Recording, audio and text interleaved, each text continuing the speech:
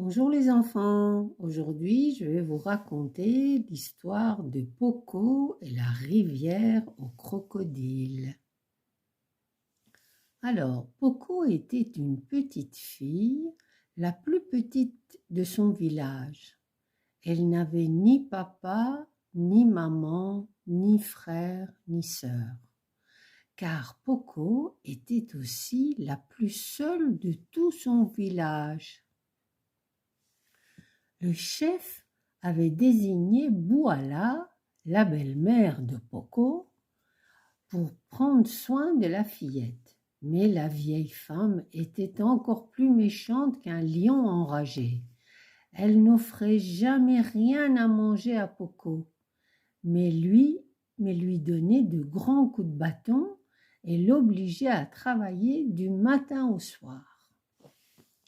Un jour, elle remit à Poco un gros maillet qui servait à piler le mil et lui dit « Rends-toi au Kilibundé, la rivière aux crocodiles, et va me laver ce maillet.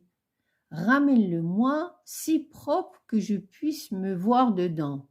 Allez, dépêche-toi. »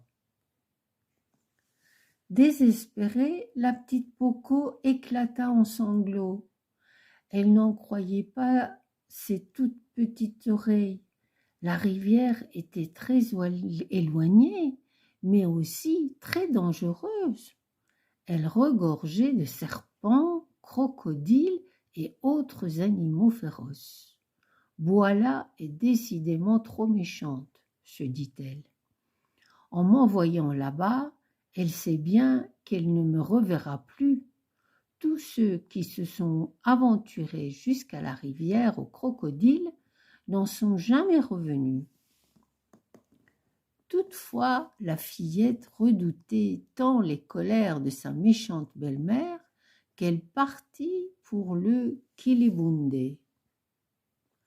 Elle s'enfonça dans la forêt épaisse et sombre qui débordait de bruits redoutables et d'ombres effrayantes.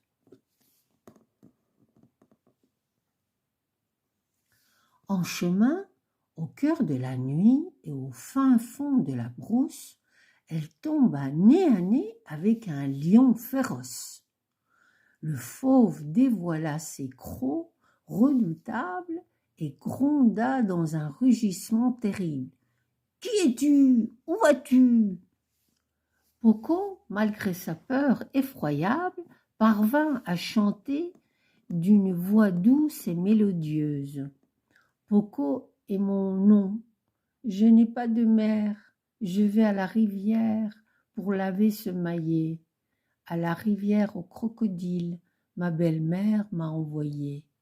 Seuls les hyènes et les lions s'y rendent pour boire serpents et crocodiles, aiment y dormir le soir. » « Alors va, Poco, enfant sans mère, dit le lion.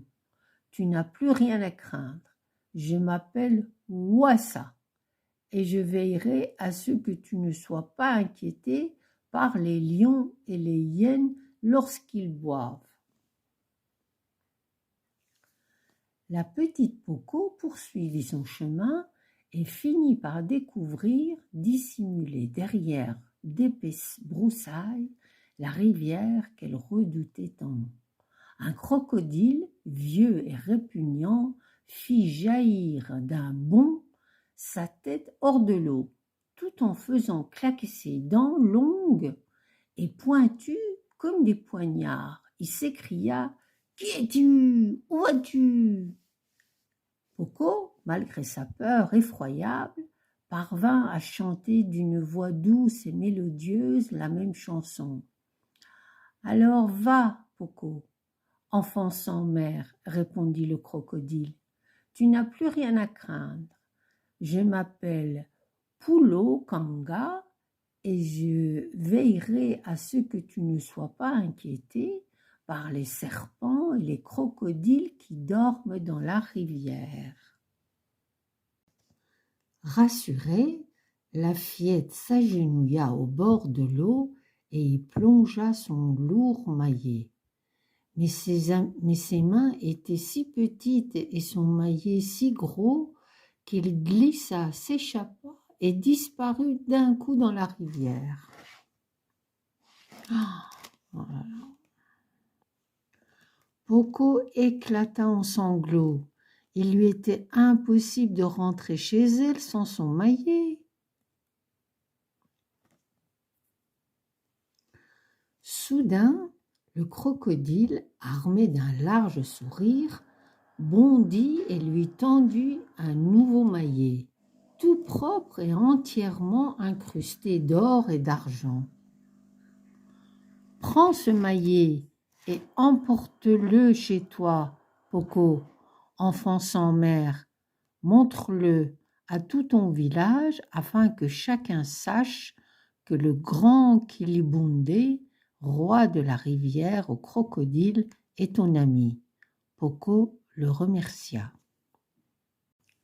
Sur le chemin du retour, la fillette rencontra de nouveau Wassa le lion, qui se reposait à l'ombre d'un grand baobab. « Donne-moi ce maillet, Poco, enfant sans mère. Il est bien trop lourd pour toi. Je vais t'aider à le porter jusqu'à ton village, afin que tout le monde sache que le grand Kilibundé, roi de la rivière aux crocodiles, est ton ami. » Poco gagna ainsi sa maison à dos de lion et présenta le maillet à sa belle-mère. Lorsqu'elle découvrit l'objet, l'affreuse mégère n'en crut pas à ses yeux. « Où l'as-tu trouvé ?» lui demanda-t-elle envieuse.